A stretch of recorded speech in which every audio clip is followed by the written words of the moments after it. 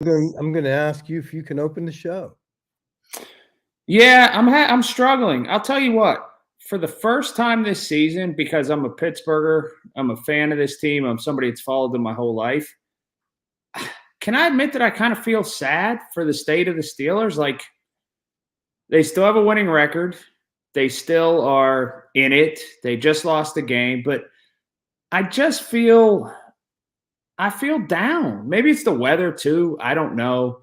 Um, I just feel like we're headed for what it was always going to be headed for, 9-8. Kenny gets slammed down. Kenny Pickett does. Nobody knows the extent of his injuries. It's a short week. Tennessee's coming in here. I just feel for the first time that there's more negative than positive around the team, like a lot more negative than positive. And not that the hopes are fully dashed, but it's just we are definitely stuck in this vortex where we keep going in this cycle and this cycle and this cycle and this cycle. And I just don't know how they're ever going to get out of it. Well, okay, so I mean, I understand. I get it. I'm a forever fan also. And you want the team. You get angry. I get angry. 67,000 people at the stadium get angry, but we all still love the Steelers. The one thing that I think that I really relate to what you said is you don't see improvement. You're not seeing improvement. And so you get your hopes up. I'm sure they do, but we don't see improvement. And so it's a continual letdown. And I don't know, first of all, I saw something you posted about would you be looking for a quarterback? I don't know that the quarterback's the problem. I think the problem, there's a problem almost in every phase of the game there. Yeah. And I don't know if the quarterback is the problem. So I can't say whether I'd replace him or not, or if I'd be looking to draft or trade. I will tell you one thing, that I think Najee Harris is not the right guy for us, for this team. We saw somebody drafted one place after him in Etienne yesterday. Yes. Right? Yes. And I thought that Etienne, if you just didn't know who either one were, you would say, that guy is just a lot better than that other guy. Yeah, and I don't know why, because it shouldn't be that way. He's just different. I don't know why, but I don't think, like, if Derrick Henry became available, I'd sign him. And I think he is available, isn't he? Yeah, after this year. But it feels like at this point we're waiting on something that's not going to happen with Najee. No, but you see, here's the thing. We look at our offensive line and we say, is that the offensive line issue? Is it? I think it's his style that maybe, and then is it Matt Canada? And then where is the problem? So I would even retract what I said and say to you the same thing I said about the quarterback. Until I really understood what the problem was, you can't fix it, because a well-defined problem is half of the answer, right? So unless you really understand what the problem is, what are you fixing? And so, I don't know. Is it an offensive coordinator? Is it personnel? I mean, remember, we talked about this. The players still have to play the game. And every time somebody says the running back's not important, I point to Christian McCaffrey. And, they are game difference makers. So, I mean, I don't know. What do you think the problem is? Well, there's a multitude of problems. And I think, one, it's philosophic. I'm going to start up here and then working my way down. One of the big problems, I think, is the Pittsburgh Steelers still think they're the Pittsburgh Steelers. And by that, I mean this. From 40 years ago. The last two times the Jacksonville Jaguars have come into town, two things have happened. One, 2 times ago, Mike Tomlin talked about looking forward to the New England Patriots in the playoffs, and they lost to Jacksonville. Yesterday, George Pickens talked all kinds of nonsense and looked down his nose at them, and they won. The last 2 times Jacksonville came here, they won. And after the game, they said, we kind of got disrespected all week. The Steelers have a big problem, I think, looking at some franchises and saying we're better than them and we're going to walk out on the field and just beat them because we're the Pittsburgh Steelers. And that's not the case anymore. Yeah, I don't see. I can't subscribe to that. Well, I don't like George Pickens. I don't like Mike Tomlin. I don't like people talking condescendingly about another organization throughout the week. No. And that happened. Yeah, I don't think that's why they lost, but I agree with the culture.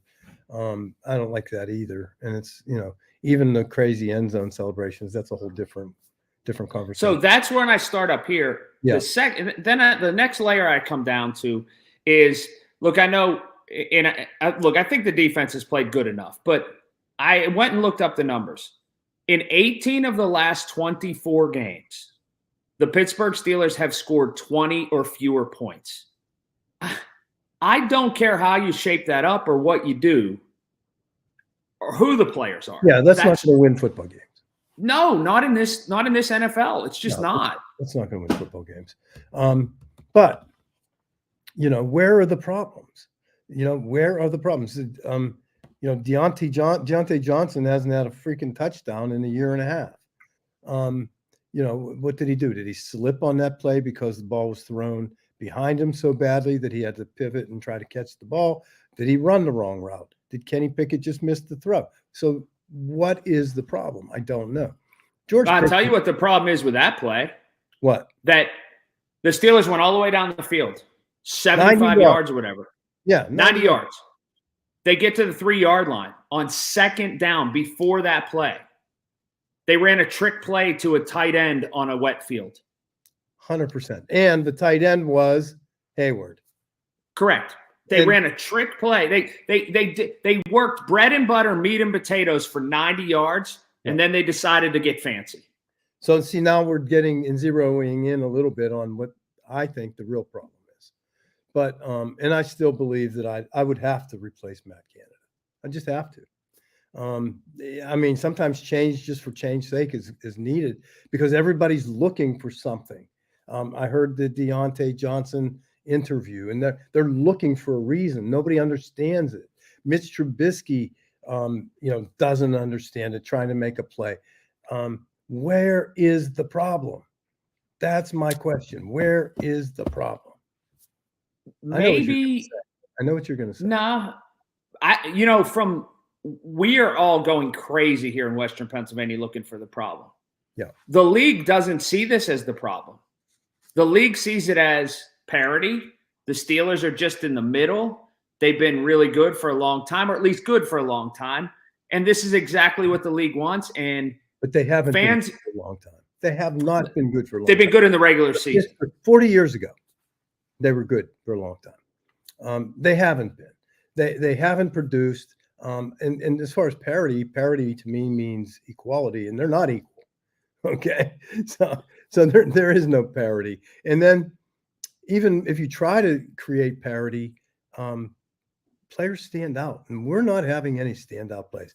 We've got TJ Watt, who effectively, I don't want to say he's been neutralized, but isn't it like a sack and a half in the last 2 games? Yeah, but he had the big interception in the last game. He makes the big plays outside. So I would say TJ Watt, Highsmith. I love Herbig. Love him. I love the 2 inside linebackers. I think that part of our team is solid. I really believe that. But you have to be able to keep them off the field forever. They get on that field, and we didn't have we didn't have a first down. We didn't have first 8. It's 4 possessions or whatever it was. But then you come back to Deontay, and when they opened up the game, and he's right in the middle of the field, and and I thought, wow, this is great. We are going to start fast, and he dropped the ball. You're right. Not perfect, but he's a freaking professional. Catch the ball. Now he comes back and catches 8 more balls. But the one that I focus on, of course, is the one he dropped, because that sets the tone and tenure of the whole possession, right? Yeah. You ask what the problem is, and I think we all are fixated on results, and rightly so. Yeah. But, okay, so okay, say what you do. You tell people we'd like to sell, or we're going to sell X amount of cars in a certain window. They What never I do, what I do is my bosses say your ratings need to be this, right? I'd like them to be this. With the Steelers, I've never understood why in the past 2, 3, 4 years or whatever, the bosses can't go to a coach, the head coach, or any coach and say, our win total and our playoff expectations are this. And if they're not met, then your job is in jeopardy. That's the part I don't understand. Hard thresholds with job performance, or your job's in jeopardy. I don't know that necessarily. First of all, I understand the accountability issue there. I don't know that necessarily that would be the right word, Trek. I don't think anybody's job, they don't want to hear their jobs threatened, because they feel that if it's that close, then, screw you, I'm going to move on. I don't think anybody wants their job threatened, but the rest of that conversation can certainly happen. The one that says, okay, listen, Colin, your ratings are, they're not good. But no, I don't want to have that conversation, because your ratings actually are good and they're to the roof. But if they weren't, and you said, and I said to you, let's talk about that. What do you think the problem is? Think you can fix it? Where, what do we do? That's conversation one. Then it happens again, and your rating still. That's conversation two. And then it happens again. Conversation three becomes, look, we've talked about this. I've told you the expectations. You're falling short. Not sure why. We need to make a change. That's right. It. Without ever threatening anybody, but to be able to hold them accountable. And I don't know who holds who accountable here. I really don't. So I think, and that may be the issue. I don't know, but I think I got to believe Mike has had conversations with Matt Canada. I got to believe that. But I wonder if Art has had conversations with Mike. That's my problem. That it's not toxic, but it's an interesting dynamic when the head coach is the most powerful person in the whole organization. And I think that's the case. I've heard that same comparison about Mike Sullivan. Yeah. I've heard that. Don't necessarily agree with it, but I have heard that. But, we all search for reasons, i.e. excuses, because we don't want to believe that maybe we just have a mediocre team. And I think that's really, really gets down to that. Do we just have a mediocre team? I don't know. Well, that's why I'm not going to be a party to, nor do I want to be an audience for any of the officials talk. Could the officials have been better? They could have been better, but you know what? You've got to overcome. Could have, would have, should have. Doesn't matter. But he's going to get smacked pretty good with a pretty hefty fine, I'm thinking, for accusing them of being on the take. We got to talk about that for a moment. There are a lot of things you can say. But in this particular day and age where gambling isn't, like, we all remember a time where you would have to get in an airplane. If you didn't have a bookie, you'd have to get in an airplane. You'd have to fly to the state of Nevada. You'd have to walk into a building and bet on a game. Now we all bet with our cell phone, right? That's what we do. So now that gambling is so prevalent, to accuse the officials of something like that, they are going to fine him a ton of money. I'm going to bet he gets suspended. I've thought about this a lot this morning. I wouldn't be surprised. That was way over the top of acceptable. Way. I don't care how disappointed you are. I don't care how bad they made calls. I don't care about any of that. But now you're questioning the integrity of the whole league. And I've never heard anybody go that far, ever. Accusing somebody made a lot of money today. What? Are you out of your effing mind, son? Stop it. Here's why. Because they fine a lot of people for a lot of hits and a lot of on-field infractions. And they can't classify those words the same as it is wiping somebody's knee on the field. There's got to be a different sort of threshold for punishment. And so taking money out of his pocket, he didn't do the same thing that somebody does when they lead with their head or when they elbow somebody in the face mask. Yeah. That's why I kind of agree with you some that he could be looking at a 1-game suspension. That's what I was thinking. 1 game and a fine. 25 grand and a 1-game suspension. That's my prediction. And I think it would be well deserved. I really do. I think that there's no place for that. It's a ridiculous accusation. And man, it's just a poor representation of who we are as the Pittsburgh Steelers. If you're the officials, because I always try to look at everything from every angle of the prism. If you're the officials union or you're just a longtime official, if you don't get that suspension or you don't get a very hefty fine, then you say, well, why are we even out there if the league doesn't have our back? This is an opportunity for the league to stand behind them. Yeah, I agree with that 100%. And I also think that as an official, next time that guy plays in front of me, he better play a perfect game because I'm calling everything. That's the human element to this too. He becomes a marked man. What he did was the worst possible thing for himself. Yeah, and then all the other officials start looking at it and they go, wait, okay, buddy, you want to play this game? You're going to play it the right way. Because so many times I think, the one play that I don't even want to talk about the officials. I don't care what they did, what they didn't do, but I care about how we reacted to it.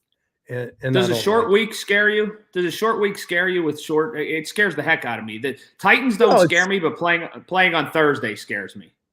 It doesn't scare me. It's just, I don't know what to expect from this team. I really don't. I think there's talent there. I don't understand all the miscues with Kenny. I don't get it. Because again, I don't understand the real problem. I'm not there. I couldn't ask them to critique me in my business because they don't know my business. We, on the other hand, have the wonderful luxury of being Monday morning quarterbacks, and we can pretend we know. But we do see the result. And, it doesn't scare me Thursday night, but I worry more about next week than Thursday. I worry about Thursday. Because typical light crowds on night games here.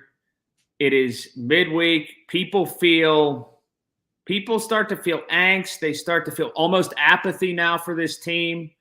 And you don't know what the quarterback situation is. And I know this. If Kenny plays, he'll be less than 100%. I don't think that Mitch Trubisky looked very good. So you have to wonder if you go to Mason Rudolph.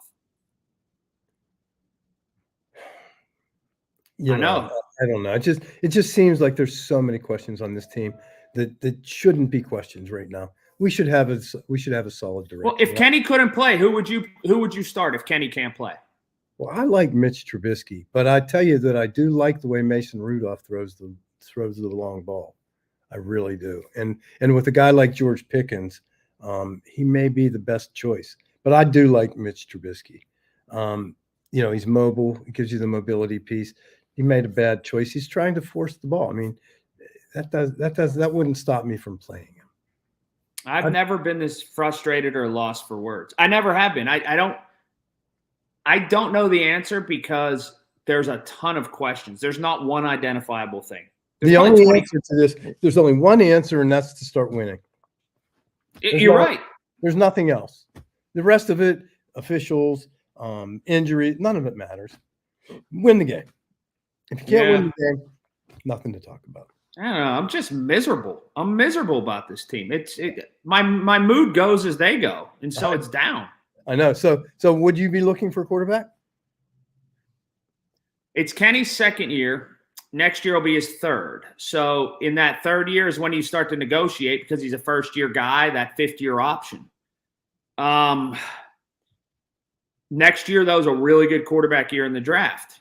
So if he doesn't show marked improvement between now and the end of the year, and plus, keep in mind he's had 2 head injuries and now this injury, I'd sure be scouting hard.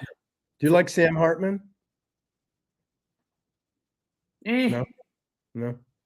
Nah, I mean, I like the kid at South Carolina. I like a couple other quarterbacks. You better pick high, though, if you're going to pick a quarterback.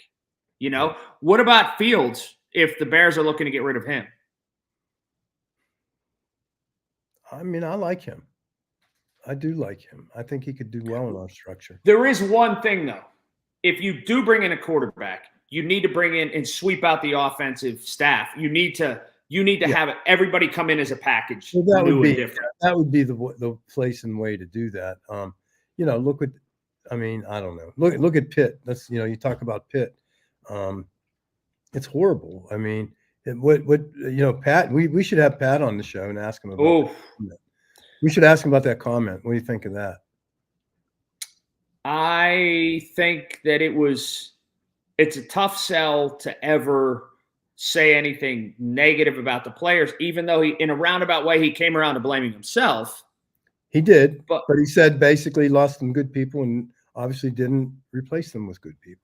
Yeah, he didn't have good players. I don't know. It's different. Deion Sanders essentially said the same thing, and he's kind of praised in a way. So look, Pat is it's a tough situation. He has to get better. Let's get him.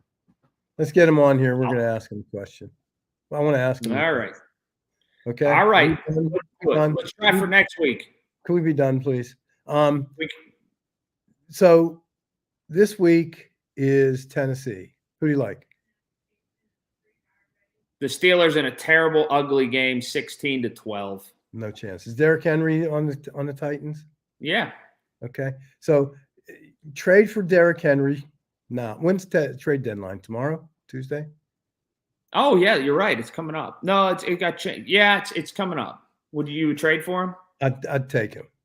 I'd take Derrick Henry. I think they're dangling him as trade bait. I'd take him. Yeah. I would take him. I don't know what that does to my Najee contract, but I'd take him because I think that's what you need. The one player that does stand out, actually, there's many on defense, TJ especially, but the one player on the offensive team, I mean, George Pickens, I do love George Pickens. Like you said to me yesterday, why they're not throwing him the ball 30 times a game is just beyond any logic. But Jalen Warren, I really, really like a lot. I like his heart. He's got heart legs. There are a lot of men on that football team with more God-given ability. There's not a lot of men who go at it every single snap as hard. That's what I love about him. But anyway, I agree. Okay, so I'm going Tennessee. Ooh, in a close game? No. 2 touchdowns. Wow. So like 28-14, something like that? 2 touchdowns. Okay. Yep. Well, let's figure it out next week. I'm miserable. I'm sorry. I'm miserable. Don't be miserable. I'll talk to you.